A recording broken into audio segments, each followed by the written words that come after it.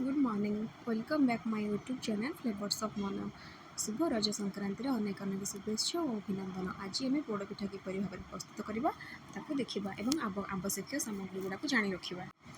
Fast आम अरुआ चाउल को धोईकी ग्राइंडिंग कर नवा, अदा छेचा, किसी नड़िया कोरा, नड़िया को खंड खंड कर काटी नवा, छेना, तेजपत्र, पान मधुरी नवा। प्रथम पानी गरम करने रखीदे, पानी टिके गरम हो गला बदले से स्वाद अनुसार लुण, आम किसी तेजपत्र पकेबा, अदा छेचा पकेबा, पान मधुरी पकेबा, कोटा जाइथिबा नड़िया, कोरा जाइथिबा नड़िया पकेबा, कटा जाइथिबा नड़िया, छेना, आवश्यक अनुसार मीठा पाई आम देदेबा किछि गुड़, सब जिनस को पकईदबा। पकई सारा पर भल भाव में फुटवा छाड़ीदा, भल भाव में फुटवा निहाती दरकार। भल भाव में फुटिला से आपंकर इच्छा अनुसार जी चाहिए मीठा कम बेसी करेंगे। आम ये गुड़ में प्रस्तुत करें, गुड़ में पिठा प्रस्तुत कले खाइबा बहुत टेस्ट लगे। भल भाव में पानी फुटिला सब जिन पकईबे। एबे आम से सब पकई देइछंती छेना, छेना को पकईके गोलेबे आ बाकी जिनस सब पकईदेवे। पकई सारा भल भाव में फुटापी देवे। काजू किशमिश टाक आप लास्ट में ऐड करेंगे किसी समय पर। ये देखो आम सब जिन पड़ जा सब जिन पड़ापर आम आस्ते आस्ते फुटापी दबा। भल भाव में फुटीगला आम काजू किशमिश जो भाजिक रखीचे से पकेबा।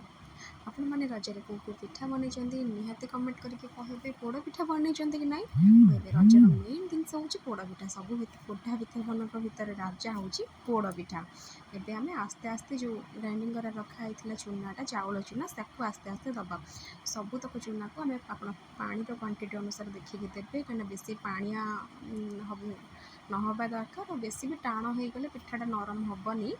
मन क्वांटिटी अनुसार पानी को देखिए चूना को देखिए आस्ते आस्ते पकईकि गोलेबे। पोड़ पिठाटा खाइबा बहुत टेस्टी। ओडिया गोटे ढग अच्छी जानते ना ना, ऊपर निआ तले निआ मझे बस बुढ़ा मियाँ। छोटे बड़ ये ढगटा मो माँ पाखु शुणी आसती। एबे आम सब चाउल पकईदबा आस्ते आस्ते करके गोलेबा स्टार्ट करदे।